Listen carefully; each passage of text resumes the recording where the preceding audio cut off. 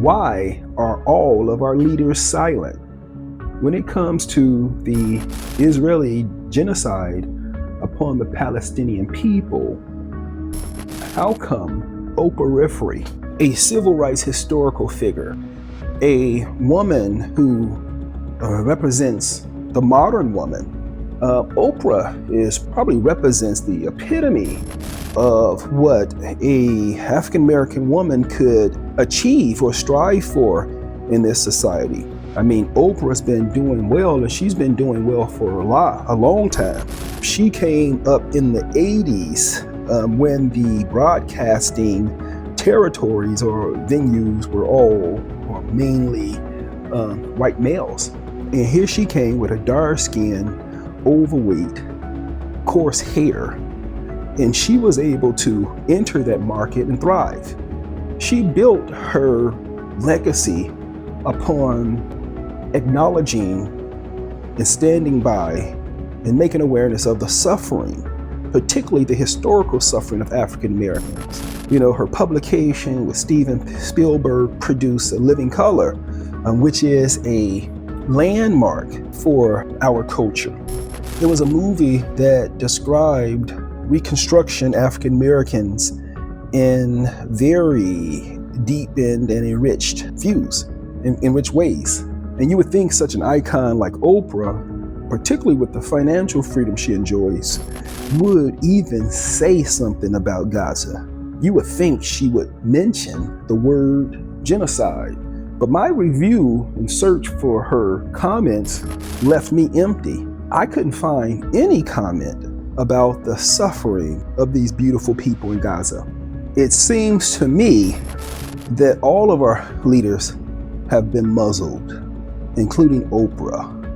And when we see how children, women, and men, both civilian and military, can be executed at any point without any sort of court review or oversight in front of everyone is a flagrant display of our master's power. We have masters, y'all, and these masters are expressing themselves in very clear and concise terms. This muzzle is for you to shut the fuck up. And I'm starting to see that applies to all of our leaders. Oprah has consistently avoided the word genocide, and she has always made her comments in a pro-Israel fashion. She explained the situation exclusively from their narrative. How could an African American woman who became the first African American billionaire remain silent when people who were in a situation just like her are being murdered individually by a government strictly because of its rhetoric without any judicial input whatsoever? And Oprah remains silent. This reminds me of the story in the Bible, and I think it's the only time where Jesus and Satan came face to face. As I recall, Satan took Jesus to the top of the highest mountain around, and Jesus was able to see everything in its glory. And Satan told to him, if you just bow down to me, I'll make you emperor over everything down here that exists. Jesus gave us a living example that we all should follow. He was not going to back down. He was not going to trade in his divinity for a role as a fake emperor that can be taken from him at any point Satan felt unhappy with him. And what did Jesus say? Get your ass up out of here, man. That's what he said. Essentially, he was saying, my divinity is everything, and you can offer me this entire world, and I still wouldn't trade it in. Jesus understood that nothing Satan or this world has any true value.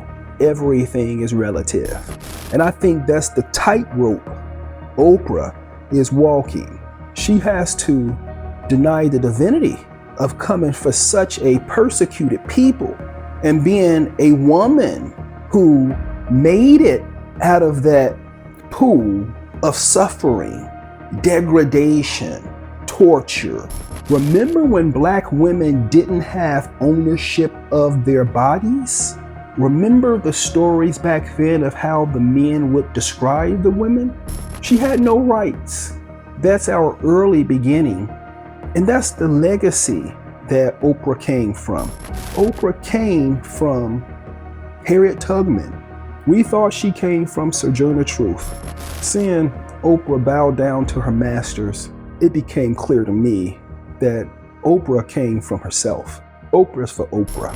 And that's why she remains silent, because her overlords can take everything away from her as soon as she shows the first or any sign of disloyalty to them.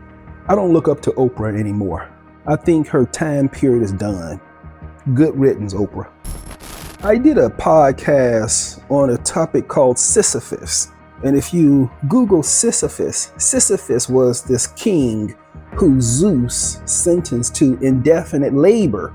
He was the one who was responsible for pushing the ball up the hill. And as soon as they get to the point where the ball appeared to be making it over the hill, the boulder will only roll back down on Sisyphus. And Sisyphus would simply try again, thinking that the outcome would somehow be different. But every time, the outcome is always the same. I looked at Sisyphus and the boulder and the hill as basically the apparatus of the human ego. And what we know for sure, anything your ego produces goes through its natural life cycle of beginning, middle, and end. And everything you produce will be completely reabsorbed back into this environment, and there will be no awareness or recognition that you've been here at all. Everything you've done will be erased, and you can't do anything about it. I believe Oprah's overlords gave her a mission.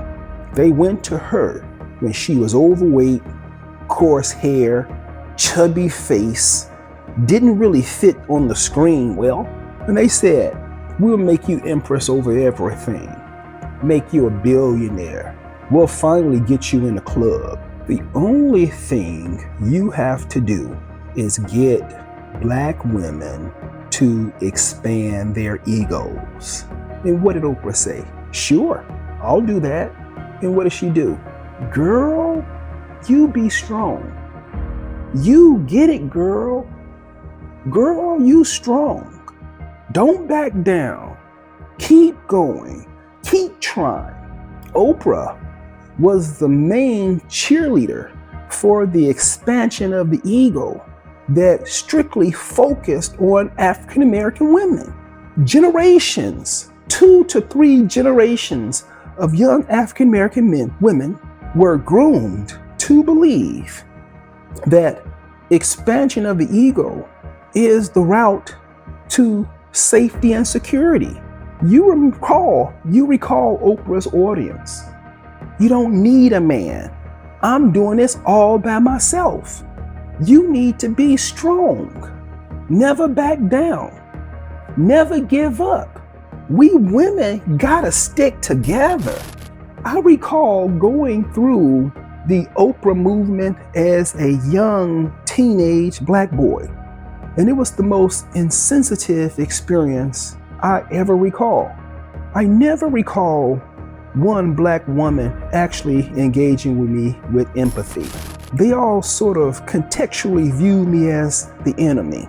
And this womanism, this tribe of women, these strong Black women were obviously all in it themselves. As an African-American teenager, you can see that there's absolutely no love. And from the majority of African-American women, they don't really value the men around them much. Their egos make it seem as if somehow they're more important than their other half. I would say Oprah's grooming over the past 30 years created a artificial, inflated self-esteem that's associated with certain entitlements that African American women believe they should have. For example, they believe that they have entitled to be strong. And that's the worst thing that you can give a lady. It's the worst thing. Because when she expands her ego with the goal of being strong, it eventually creates a conflict with egos around her.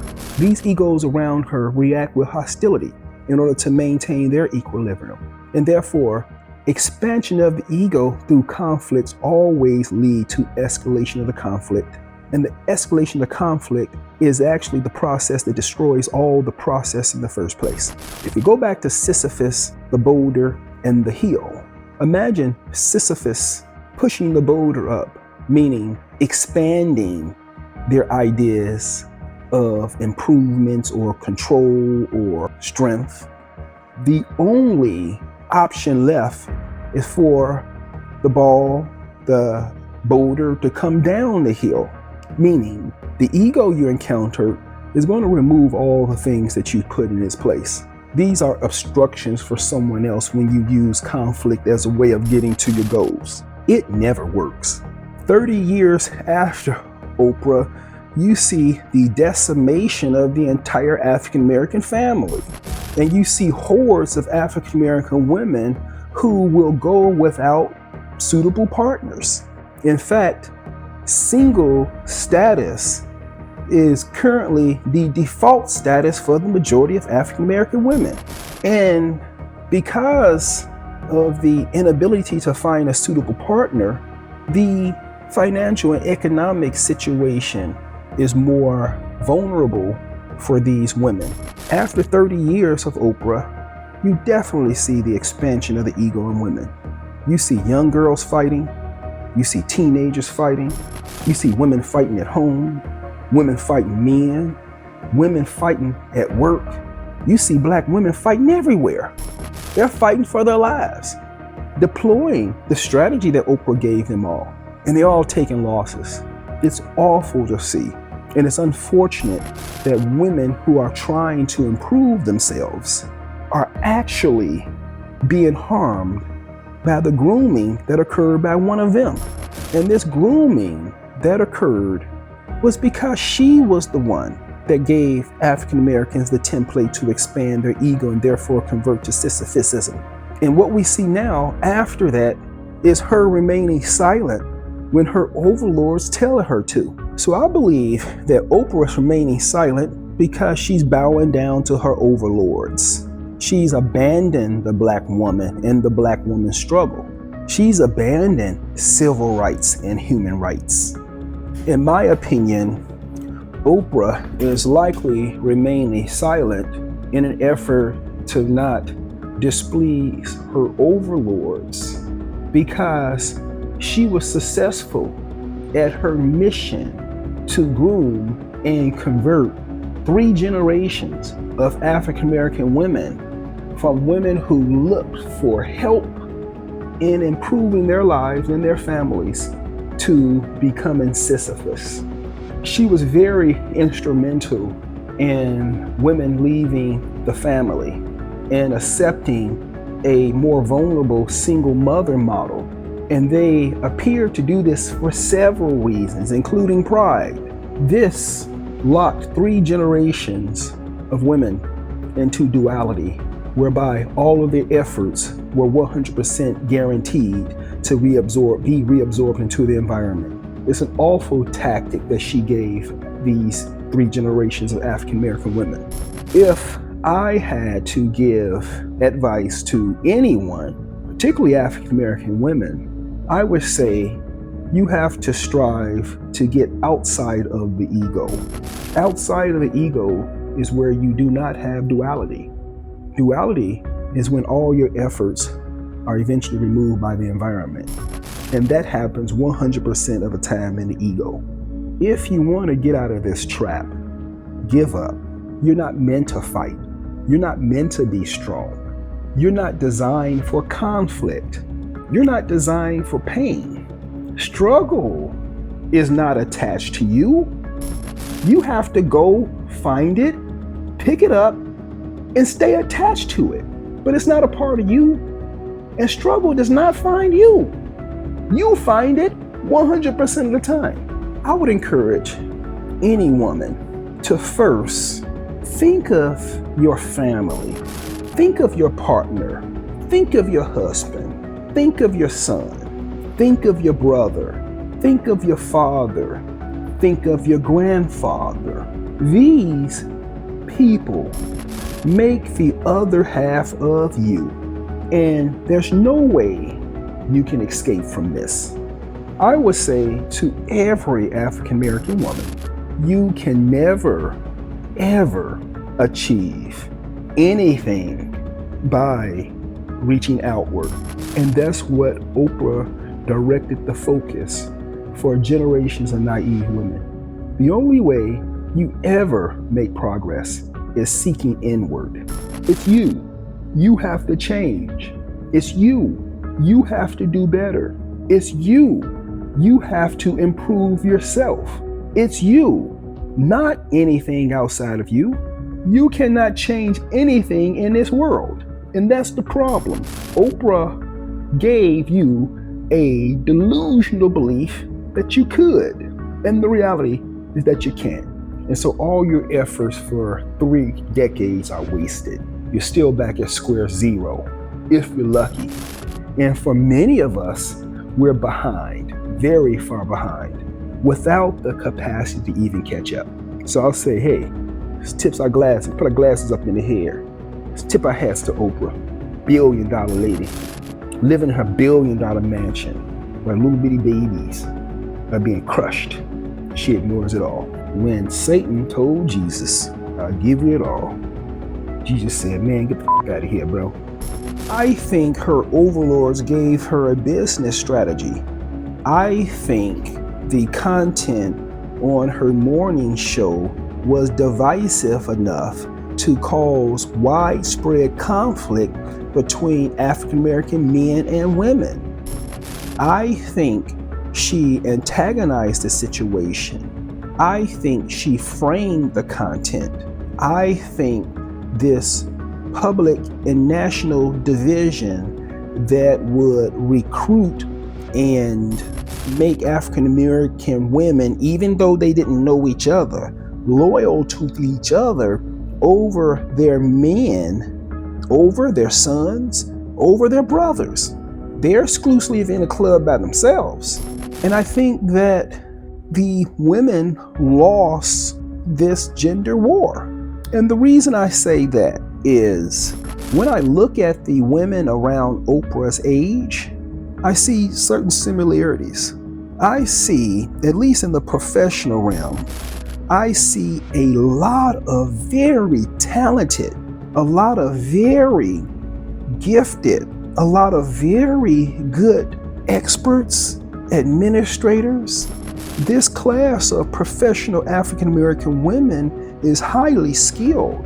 However, all of them have a glass ceiling above them. And I've only seen 1 or 2 ever make it past that glass ceiling. That glass ceiling is a filter specifically for them.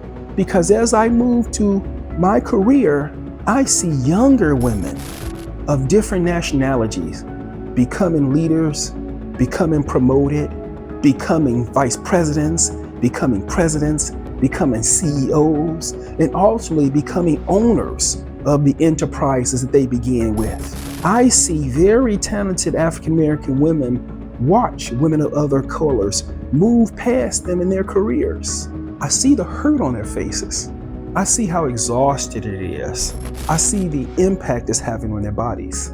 Diabetes, high blood pressure, weight, chronic fatigue, hypothyroidism, all of these things. And it seems to me that towards the end of their career, these sick overlords always want them to compromise their divinity and their integrity. It seems like they have to go out the game being devalued, and that's the only way out.